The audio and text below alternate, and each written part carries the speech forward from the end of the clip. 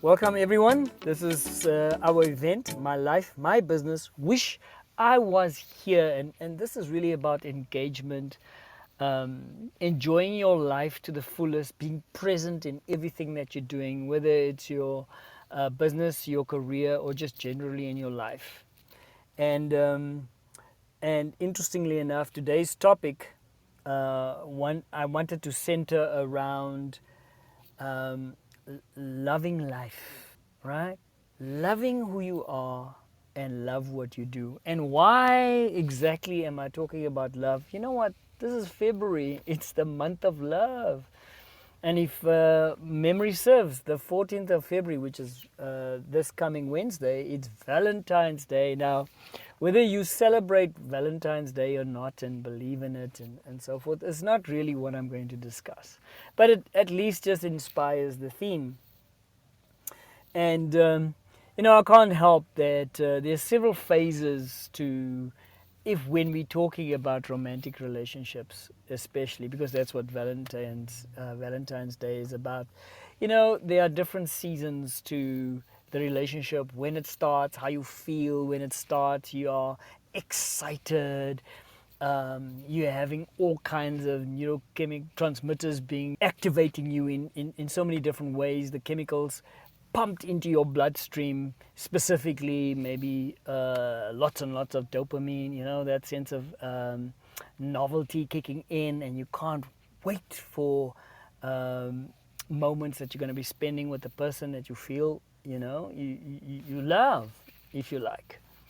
And interestingly enough, do you know that those butterflies don't always stay unless you work hard to keep the butterflies alive? So if we just talk in a natural sequence of things, if you associate commitment and love with just how you feel initially, where your levels of excitement begins to dwindle, I think automatically, well, I've fallen out of love.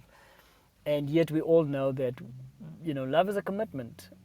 It's not always how you feel. It's not always, the excitement is no longer there. But the key is, as commitment would say, it's that decision point to give your all, to serve, to love, to share in whatever you do. So that is just a romantic relationship. So, obviously, as a business coach, and really not talk about dating and so forth, or marriage and so on. But it's about loving your business or loving what you do, your career, loving your organization, loving those kinds of things. And I found a book by Debbie King entitled Loving Your Business, interestingly enough. And her byline is that rethink your relationship with your company. This is the company that you own, and make it work for you.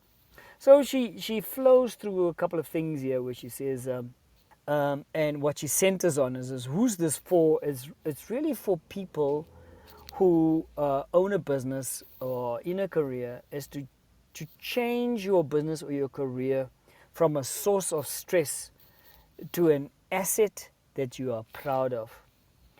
And one of the first things that she talks about is think about how you think, right? Practicing that mindfulness. Think about how you think.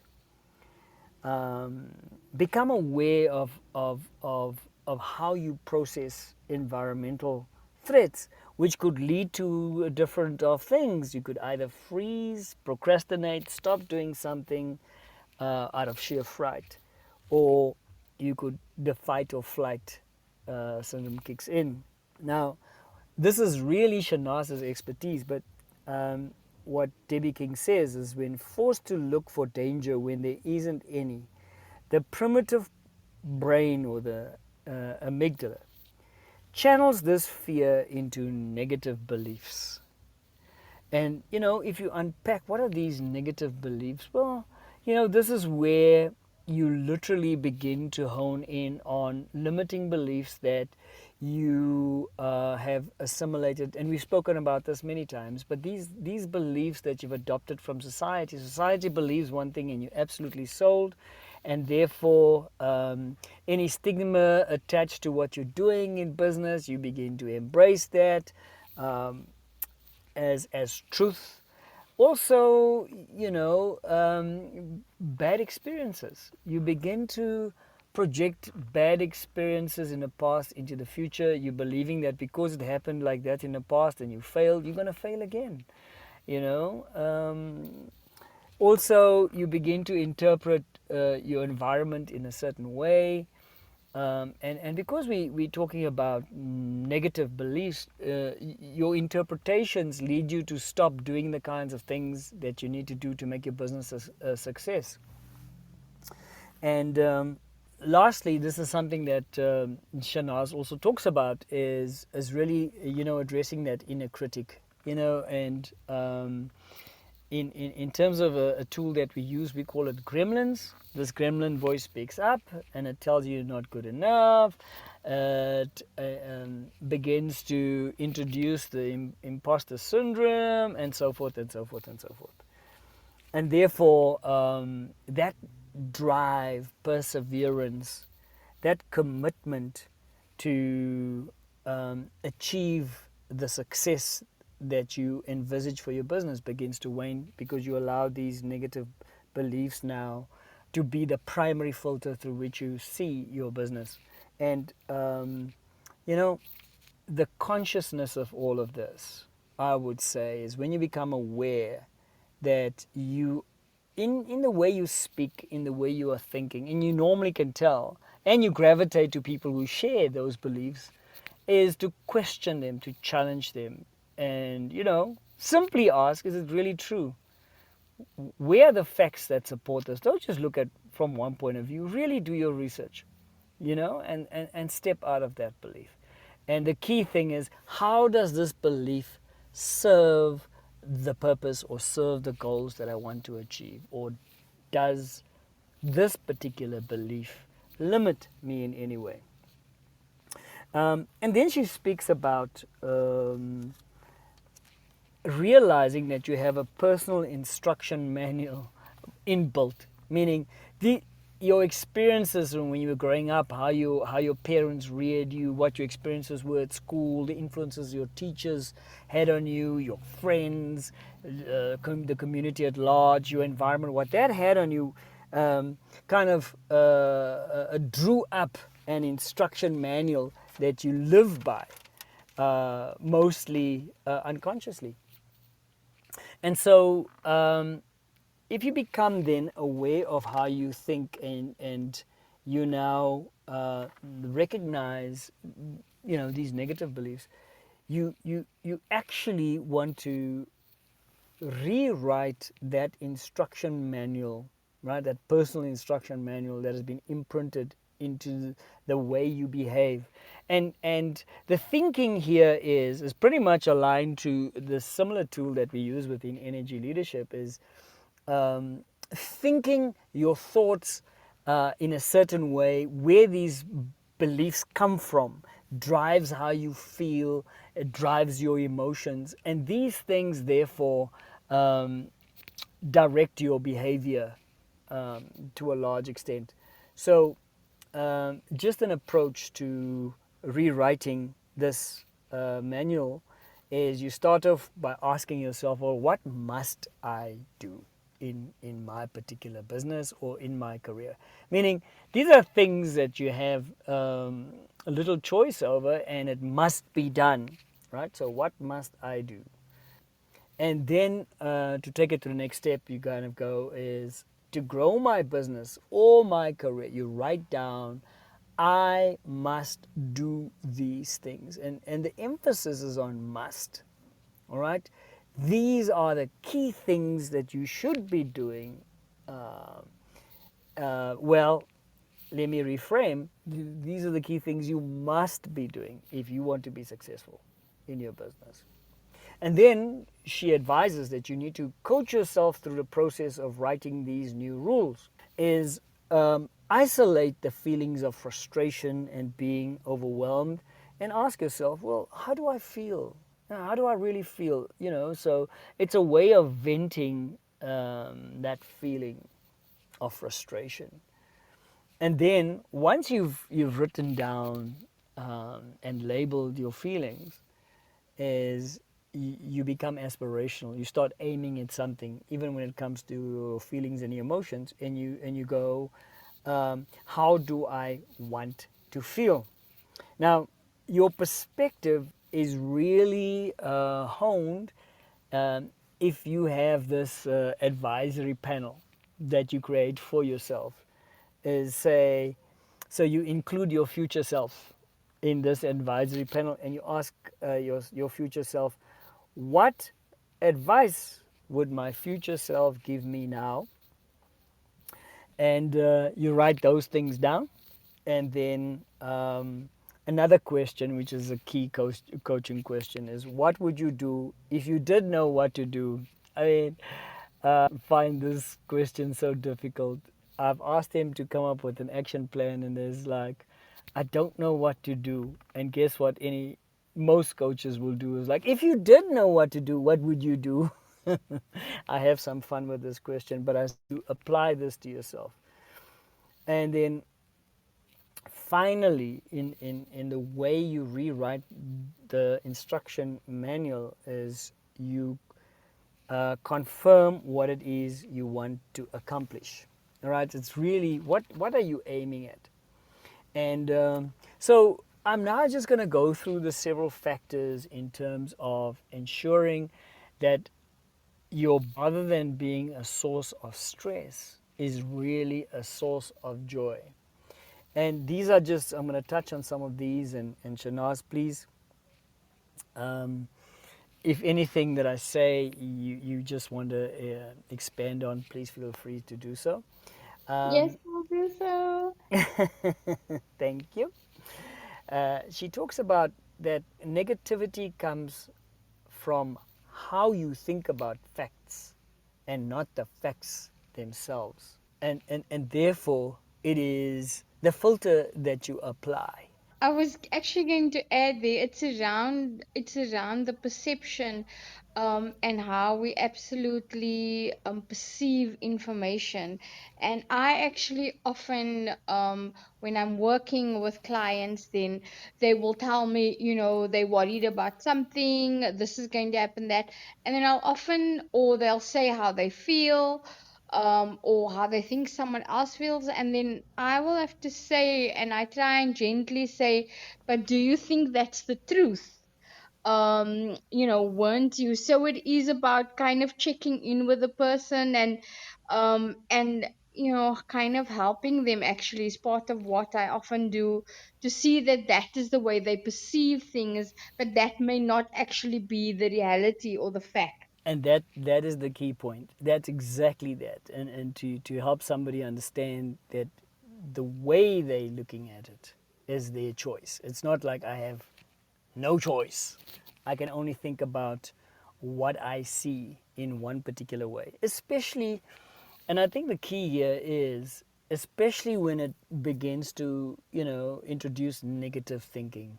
And so you begin to project a negative expectation of the future rather than a positive one. Then it's also about minimizing interference and thoughts of blame to avoid negative feelings that drag you down.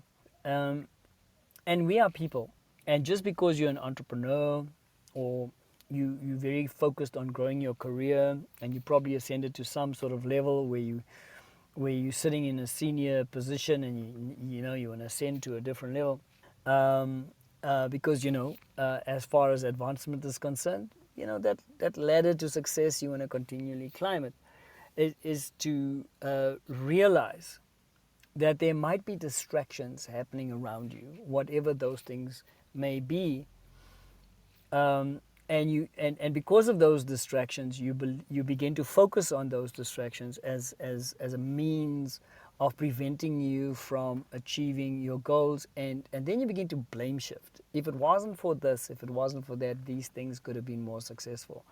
So what she says is that you avoid the production of these negative feelings that will, drag you down. Then she also mentions become a conscious watcher of your thoughts to manage polarities. And what she means by polarities is like when you have two options at seemingly opposite ends of the spectrum. Now, in business, it's this sort of dilemma between, or the tension between price and quality, right? The cheaper something is, the lower the standard of quality, the higher the standard of quality, the higher the price. And how do you manage these two opposites, if you like? Some other examples would be is uh, balancing individuals versus teams. Do you focus on the individual? Do you focus on the team? I mean, the team is made out of individuals, and it's not the one or the other. Um, these things are not mutually exclusive, but when you make the choices, it seems like a trade off. Structure versus flexibility is whatever you believe that you cannot be flexible when you have structure, but you need structure in order for you to run a business that delivers results consistently. So it's these kinds of things. How do you balance competition versus collaboration, for instance, and the like? And so, in order for you to identify these polarities in whether it's in your business or in your career or what in whatever institution organization you find yourself, is become an observer or watcher of these things. Watch out for them and understand that your choices is just based on the relevance in that moment. So it depends. It isn't one thing is always more important than the other.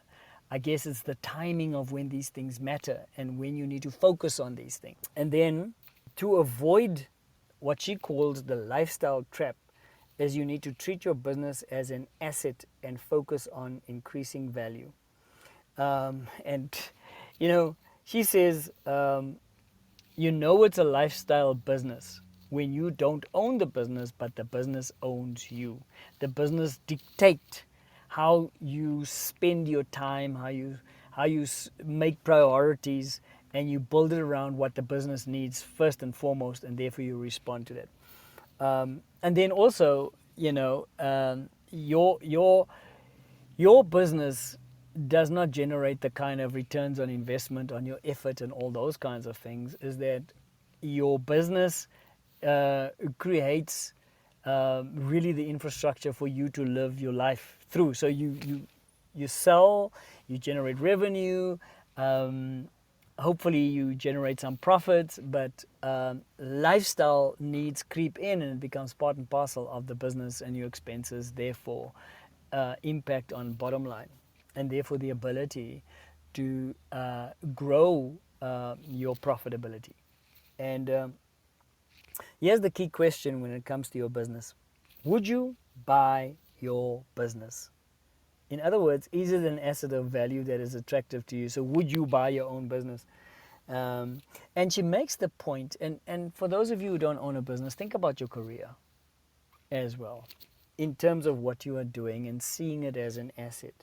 And she says that assets are all about value, you know. Therefore, the core mindset for this must be all your decisions must come from the idea that you are trying to build a business that you are proud of, right? And you are proud to be part of it. And that goes by the same token is how proud of you, how proud are you of your business? How proud are you of your career? You know, if that sense of pride is missing, then obviously if you have to place a value on your business or in terms of what you do, it impacts on seeing the value of your business, right? It also impacts on the effort you make for your business if you value it less. So, and here's what I found very interesting, and I think this is not just a business principle, but basically she says that in business you need constant recurring revenue. And what does she mean by recurring revenue? She says it's revenue, it's income, in other words, that's stable, it's predictable, and it's based on long term relationships with clients. To deliver consistent value, therefore, you have to generate, or it leads to recurrent value. So, in other words, let me put that a little bit less clumsily. You, as the owner of the business or the person in the career, it starts with yourself. You got to deliver that value consistently in order for you to generate consistent value.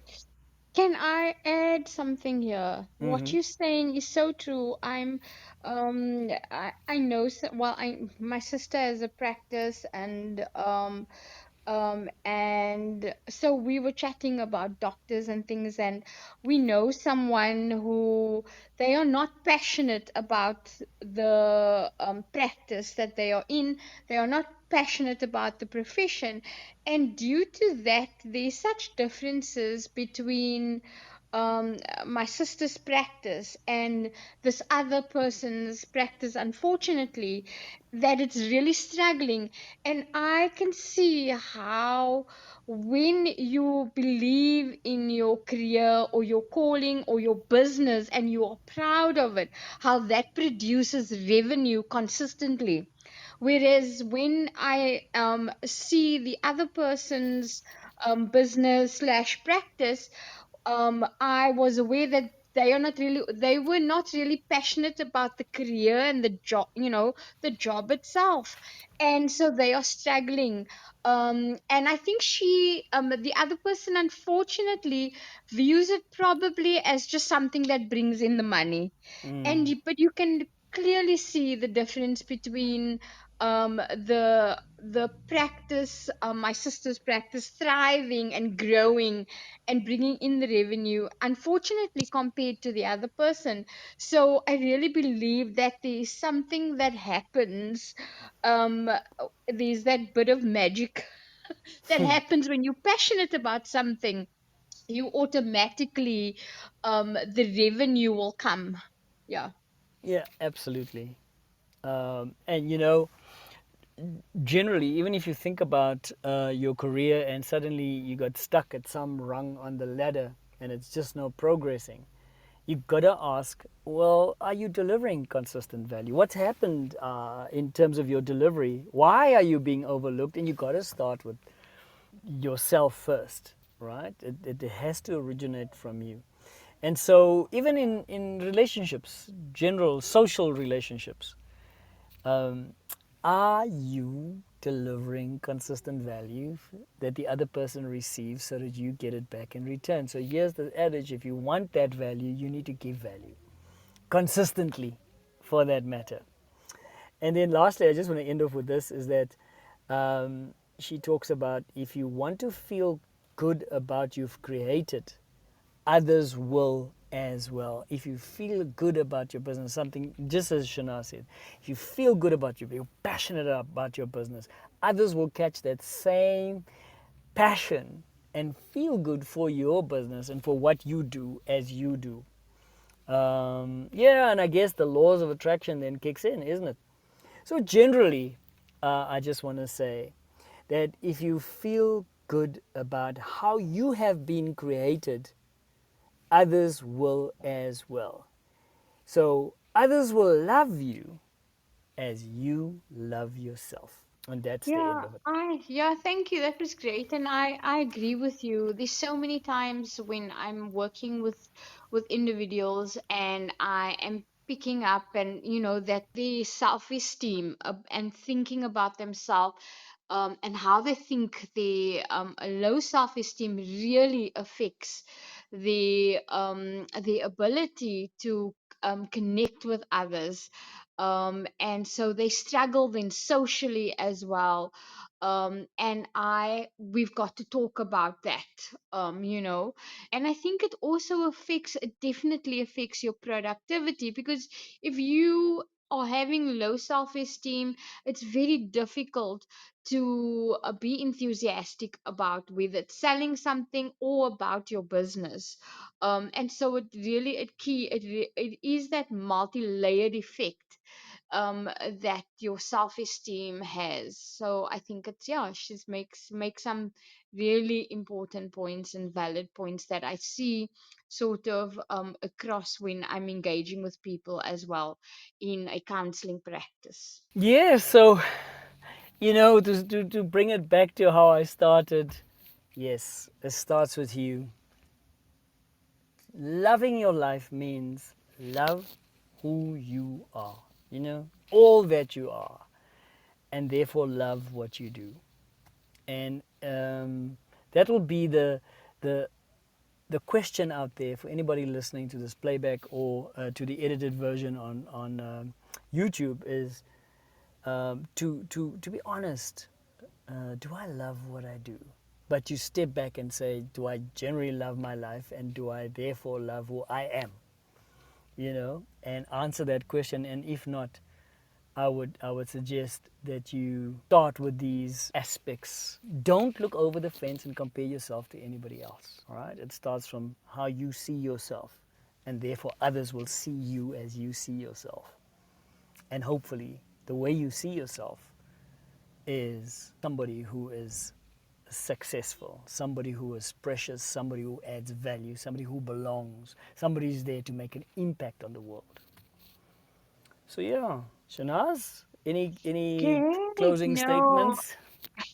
no, I think that's inspired me as well to go and think a bit about the practice, and one or two people that I can support in this line who is struggling, and also trying to get an organization off the ground. But Okay. I think that what you've helped me do is identify what the person is actually struggling with. So I can go and give us some things to think about after this. Thank you for that. Yeah, excellent. Thank you, Shanaaz. It was wonderful. Now that I actually at the start, I did not actually give you a special welcome, but as everybody can tell from this podcast, Shanaaz and I co-host this, and we hope that the tidbits that we share are really meaningful to make a real contribution to your life, to your career, and to your business. Thank you, Julia, as usual, for being in the background and tweeting our thoughts live as we go along. And until next week, enjoy your week. Fully love your life every single day. Bye for now. Bye. Thank you.